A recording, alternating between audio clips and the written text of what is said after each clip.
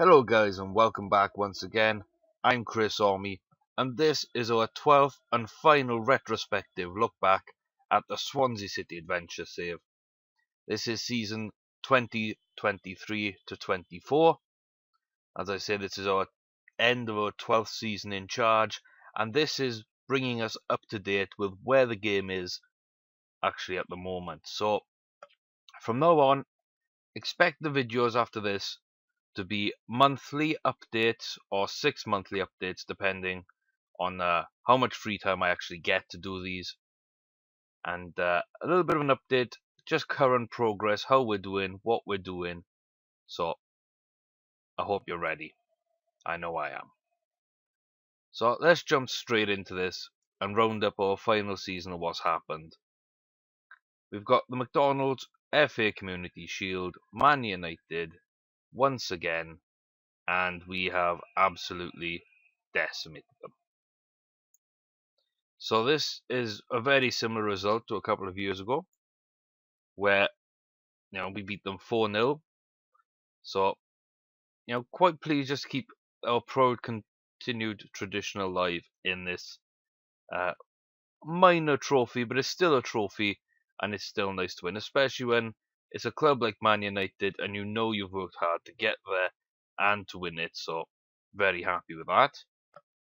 We jump on over to the UEFA Super Cup, and I believe I showed the wrong result last time.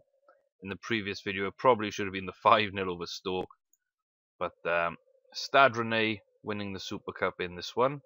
So if you've seen the previous video, you'll know what that's all about. And then we're just going to turn this into the tree view, and you can see here, East Bengal lost to Auckland City, they lost to Monterrey, they lost to us, and we met up with Sao Paulo. So Shongam over Al Ahly, then they lost to Sao Paulo, and you can see quite a few clean sheets here. The only games which weren't clean sheets were the two that involved my club, which is slightly disappointed, but Auckland kept one, Monterrey kept one, Xiongam kept one, Sao Paulo kept one. I didn't keep any, but I did win. It did take extra time against Sao Paulo in the final, but we did win that, which is always good. And you can see here, my first team, man of the match was Pedersen. Simon Pedersen, very, very good defender, and he made a huge difference at the back. Also playing the youngster Basri Arslan, another very good player in the making, so hopefully he can step up. And yeah, the goals coming through Basri himself to claw one back 10 minutes from time, put us into extra time, that did, after Adamilson scored a goal. As you can see, anticipation off the ball and finishing, all 20s, making him a very dangerous striker. Composure of 19 is almost perfect again. So there's a lot to like about Adamilson, and I'm surprised he's actually still in Sao Paulo. I would have thought that somebody would have snapped him up, but nope. He's closing in on 250 goals for them, and that's league goals. And then right at the death of the game, Paco steps up and scores a goal. So we're very happy about that. Tired squads for both of us, but we just made the difference count. From there we move on to the Capital One Cup. As you can see, it's a fairly easy path through again. We've got a huge win over Plymouth to begin things. Then it's a good win over Everton. Semi-final, two-legged over Arsenal. Conceded a couple, but dominant. And then that takes us through to the final, where we met Chelsea. They'd overcome Tottenham, Man United in extra time, and then a close game against Southampton. So we knew that they'd earned their place, and they were up for this, so we had to make sure that we were too. Now, sadly, that kind of boiled over early on. Ashley Grant, the phenomenal midfield player that he is, He did let himself get sent off, which that's a bit unfortunate, really. But it didn't really hurt us too bad. As you can see, we dominated the game, and then Louis Rock Me Amadeo himself, great stats and great goal scoring, 283 and 296 for the club in the league. So that's a phenomenal total. He's only 29, and we're hoping for a bit more from him before he retires. But we were lucky to sort of come out ahead there. Panetta played well at the back. He's now gone. Spoiler for the next video, that one. But Rodolfo Serral, phenomenal at the back, has been for years. A real linchpin of the side. And he won man of the match. They had some fairly good performances from their team as well, but couldn't break us down. We took the ball, kept the ball away from them, scored a goal, and just kept peppering their target.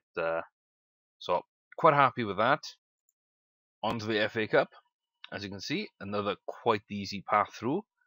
Crystal Palace 2-0, Southampton 4-0.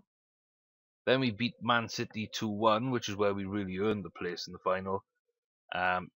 And then we met up with Wolves. Now Wolves, 1-0 over Blackburn is a decent result. 2-1 over United is a big result.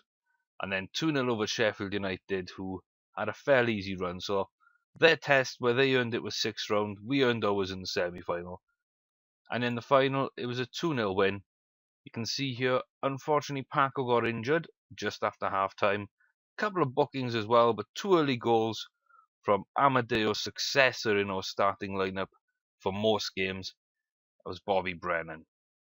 Now, Bobby likes to score for England more than he scores for us. 81 caps, 107 goals. He is absolutely lethal. Again, you can see only 132 and 196. He's been back up to Amadeo on rotation for the last few seasons. And, he is no first choice. He is doing really well. But up until this point, it's been a little tough for him to play every game. A few injuries, a few discipline issues, which I'm hoping are gone now. And I'm hoping he can lift us for the next few seasons. But in the final of the FA Cup, 2 goals from Bobby. No doubt why he was man of the match. Solid performance from the rest of the side. And there weren't too many Wolves players that actually excelled in that. So, very happy with that, especially the dominance in the middle of the park. So let's move on then to the Champions League. You can see here that we've got a very, very good record in Europe. And I think we've got a lot of players that love the big games, because they do step up in Europe more than any other competition these days. We've got a 7-0 first round knockout over Lyon. We've got a 5-0 then over Real Madrid, who had won pretty big themselves. Then we decimate Inter Milan, who had snuck through the previous 2 rounds. But 11-1 on aggregate, that's a huge scoreline. We faced off against Barcelona, a side I wouldn't like to say in decline, but I think they are starting the path downwards after many years at the top. They beat Dortmund, Marseille on away goals. They narrowly beat United and really earned their place. And the final itself, well, that was quite tasty. So you can see here we give up the early goal. Lucas Ocampos in the very first minute, taken by surprise there. Then from a corner, the big man from the back, 6'6" Spanish defender, Rodolfo Serral, he equalised it up. Then Maurice Leitner, very, very classy midfielder. First touch, creativity, technique, all 20s, passing 19. Good decisions and flair as well. He's a real creative hub. And he got on the score sheet just for the half hour. Our wing, Herman Diarra, great player. My replacement for Gareth Bale. He just ran past everyone and drilled it in. He's a little bit selfish like that at times, and we needed it in this game. Just approaching half time then. Big Mel Holler run up from the back, slamming another header into the net from a corner. And unfortunately, it was Leitner again just before half-time, taking us in even. But the second half, we really stepped up. We really did go after them, and you can see, I think that most of our shots actually came second half. We put the pressure on, and it was actually a late goal to win it, but 10 minutes from time as well. And it's the youngster Trevor Newton, so 23 at the time, a player who I've rated for quite a while, 10 million off Tottenham, fed him through the system as much as possible, kept him in-house to train and learn off people, and he's now really starting to make his mark, and this game was a real coming of age for him. So 2 goals there and a 5-3 win in the Champions League. And then on to the Premier League. As you can see, 33 wins, no draws, 5 losses. I think you'll be able to see as well that we started off really well, and it wasn't until the end of the season where we actually gave up those losses, when the TV deals were sort of all over the place here. I don't know why we didn't get TV deals for some games. Might as well show us all, if we're going to show that many. It's a bit crazy. But basically, it was end of the season. We'd already won the title. Man City at home, and we got sent off. A couple of players underperformed, so I did some slightly crazy tactics to try and teach the players a lesson, so I could go out and find them and they couldn't complain, basically. A little bit of gamesmanship from myself there.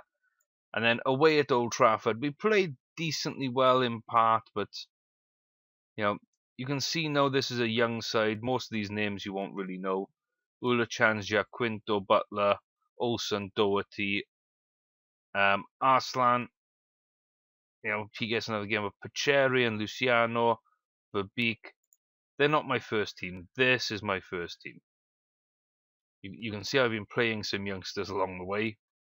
But the youngsters went to Old Trafford, lost 1-0. That's not a bad result. Then we throw together 8 or 9 quick wins. And then we lose to Man City away from home. I did put my first team out. Just weren't good enough at the end of the day. Bobby up front really let us down, basically. And yeah, Amadeo off the bench didn't do much better. So that was a shame. Then we win our next game. Again, it's the youngsters in impressing. So I give them the last 2 games, and away from home, 4 out of 5 losses were away, and they were with the youngsters as well. So not really anything to worry about. And on the last day, a 6-1 loss. Again, it's the youngsters, but this time they were just totally outclassed, and tactically we weren't matching up to Arsenal, but I didn't bother to do too much to it because the game was already over, the season was over, we'd won the title, so nothing really to worry about. Now I wanted to see who would perform. As you can see, Trevor Newton 8.2, Kevin Ray 7.4. The 2 central midfielders really showed they were up for it. Mutombo got himself a goal, so it wasn't all a big loss. There were definitely positives coming out of this game. And as you can see on the table, it's a 1-season wonder for Rochdale. Phenomenal performance to get into the Premier League. But they fell a decent amount short. Not too bad. On the whole, Villa finally go down. Forest going down. You can see Burnley, Watford, Norwich. So a few new teams, over the last decade or so creeping in. Reading are still there and Norwich still there. But there's a couple of new teams in Watford and Burnley coming up and staying there. West Ham making huge leaps, actually getting into the Champions League. Everton, Spurs, Liverpool, all a little bit lower than you'd expect. But there's Arsenal, Chelsea, and then Man United, Man City chasing me down. But at the end of the day, we did more than enough to clinch this title. So let's wrap things up with a look again at our transfers. Again, it's a fairly big list of names here. There's only a couple of smaller names that might not usually crop up. And that was because I had a huge amount of money and I wanted to sign a couple of people anyway. But we'll start here with the deals from Roma. We've got centre-back Riccardo Donetti, 3.5-star potential, very, very good, and he was quite cheap. Then we've got Mastria, who's a 4-star potential. Again, lots of good attributes on him, and with that potential, there's a lot of room to grow, a lot of upside to Francesco Mastria. Then the third one is the youngest. I actually bought him when he was 14.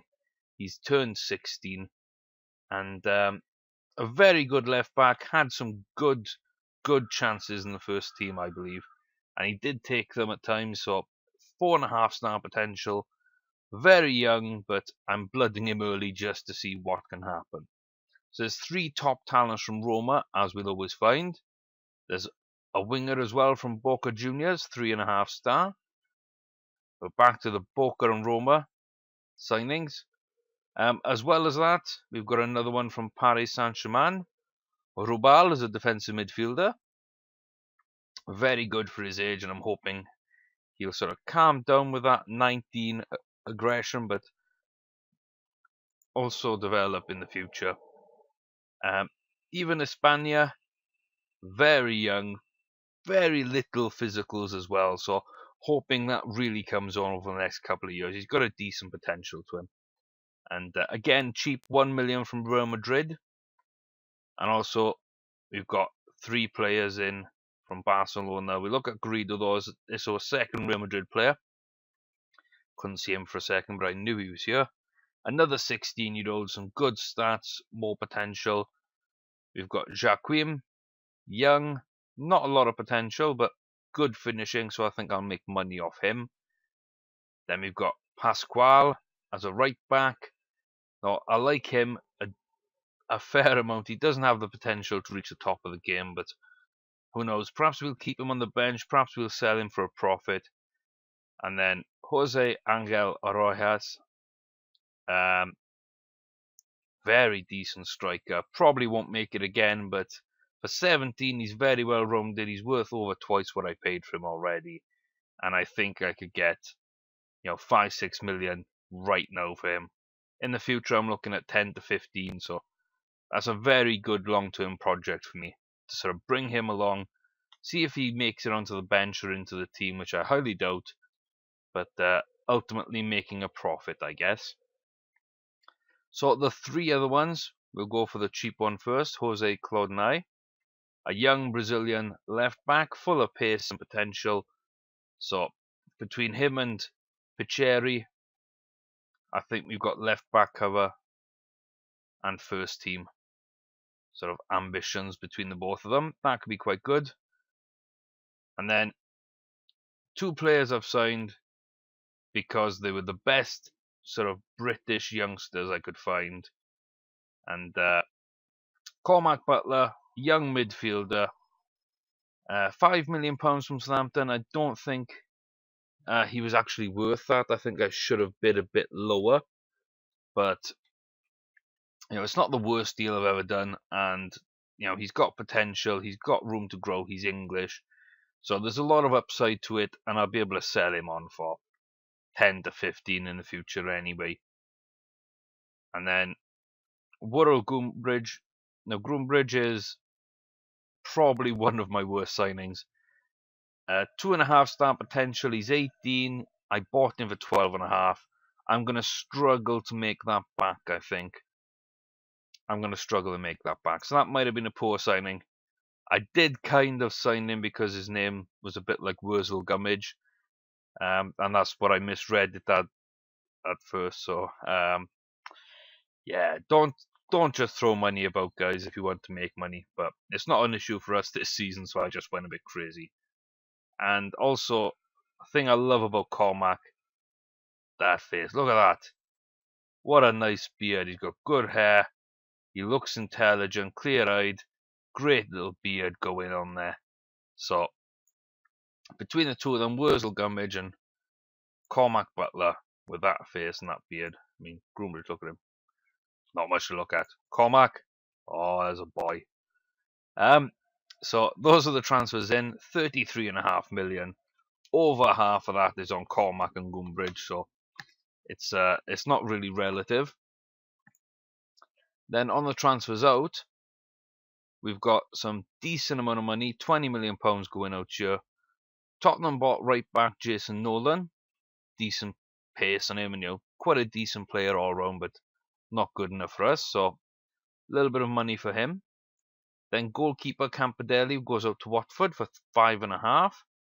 Very good in places, but again, he's not well rounded enough, and not a superstar. So unfortunately, wouldn't make it onto our bench because we've got a very good up and coming goalkeeper and a phenomenal young goalkeeper as it is in our first team. So we had to get rid of Campanelli. That was a decent amount for him for 5.5.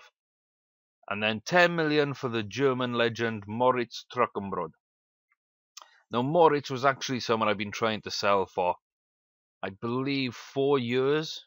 I think it was about 2021 when I went to sell him, and it was about 24, 25 when I actually managed to get him out of the club. And yeah, people wouldn't pay what I wanted, and well, whenever I played him off the bench, he'd do okay.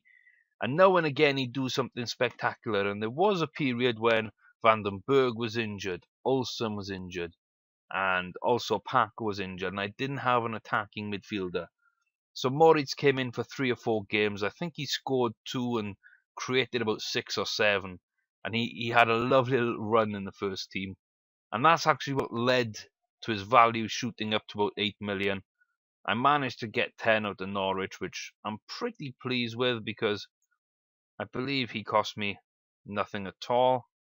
So, he didn't do too badly. He scored 2 where is his assists?